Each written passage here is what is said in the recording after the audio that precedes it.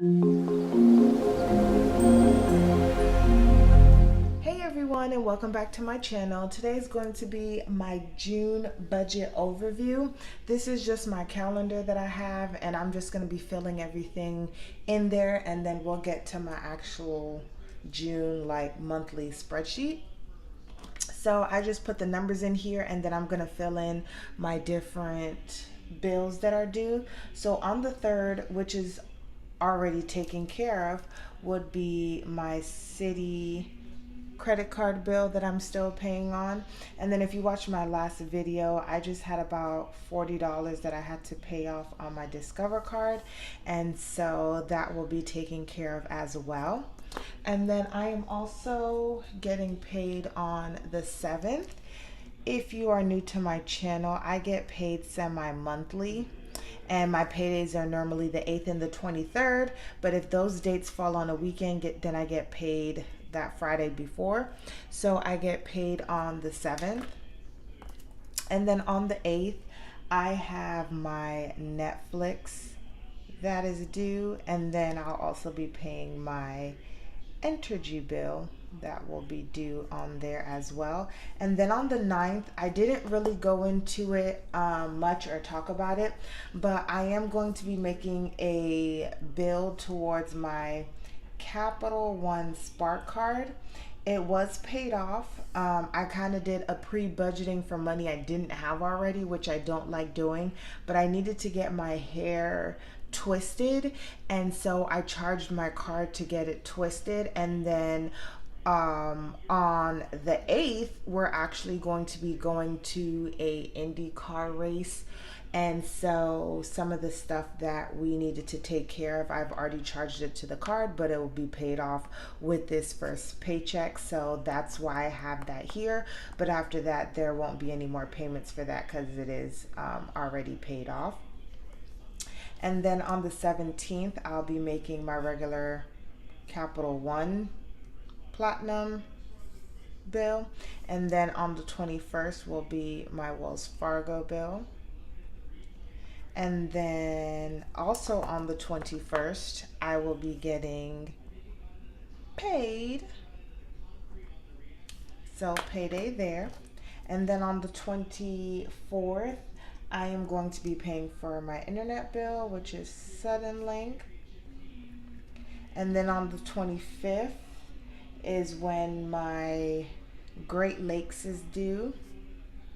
Keep in mind, some of these bills do get paid earlier than their actual due date. And then on the 26th is when I pay my AT&T bill. And then on the 28th will be my Capital One auto. And then my other bill is going to be Geico. And this is just how my monthly calendar will look like. I know it's not fancy, but it works for me, and that is all that matters. So let's turn this around and let's look at my monthly spreadsheet. So I did not use this spreadsheet for May, but I felt like this spreadsheet would work a lot better for me than the other one because I like to see how my monthly budget breaks down into paychecks on a monthly spread, even though I still do a paycheck to paycheck budget. So this is why I did it that way. So we are going to get down into the numbers over here. So let me just write at the top that it is for June. And then for my income, the way that I'm writing it is going to be for my first check, I'm expecting about $11.48. And then the second check is going to be $10.54. My miscellaneous income is going to be whatever commission that I get for my from my job, and I'm expecting about $5.88, which would bring my total income to $27.90. Okay, and then let's get down into the bills over here. So this is going to get very interesting because I have extra things to pay for this month since I had to move around some bills because last month I made a payment to my boyfriend's car note, and so I'm paying for stuff that I would have normally already been paid for.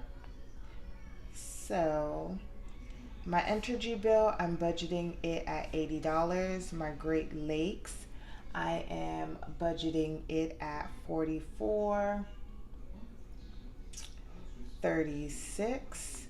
And then my Wells Fargo is going to be at $39. And my Netflix is going to be at $14. And then I am just putting the money that I'm paying for debt, for personal, which was my hair, and for our outing, all adds up to $500. And then I also have to pay for the other part of my car note.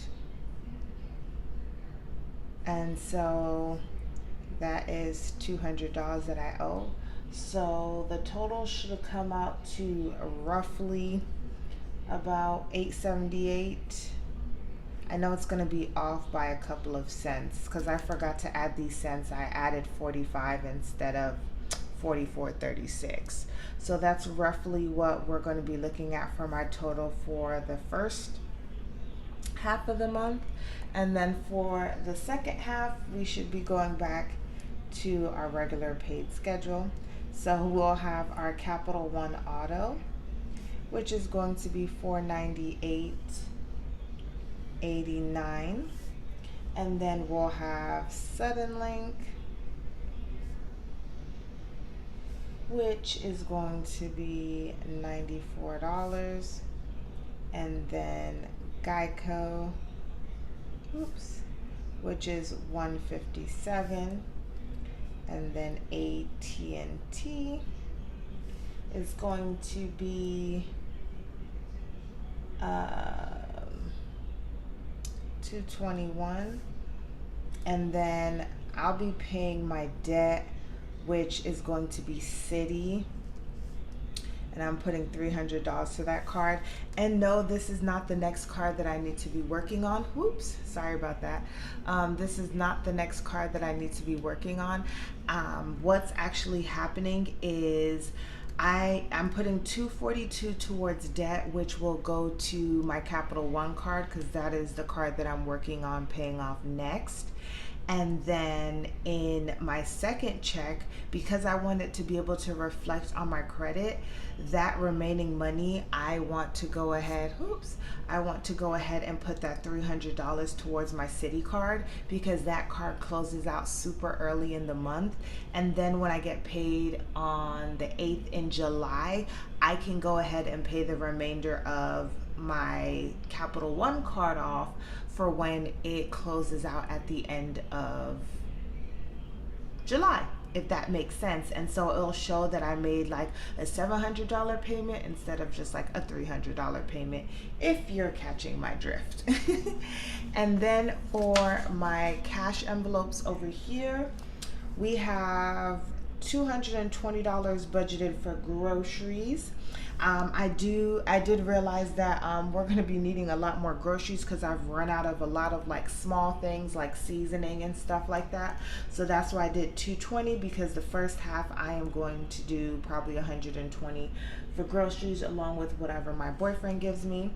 For gas, I'm keeping it at $180 right now. The prices have gone down just a tad bit, but still $90 every 2 weeks. Just for the safe side. Nothing for personal. We're budgeting $30 for household, and this is a new thing. I'm doing $10 for miscellaneous, and that's just for me to use kind of as I please. In my last transaction log, or in my transaction log for May, I realized that I've been spending a lot of money, especially on food and food that I don't need to be having. So I want to fix that. And then for sinking funds, the only thing that I am going to be budgeting for is going to be my car maintenance, because I am going to be doing a tune-up on my car this month, and I already have $60 saved in my cash, my sinking funds envelope, and I just need 140 more, and that $200 will cover everything. So right here it just says income will be $27.90. All of my expenses will equal out to $27.28.89.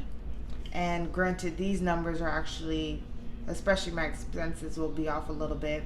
I'm including the debt in that number, so in total I should have $61.11 remaining, but we'll see what actually happens.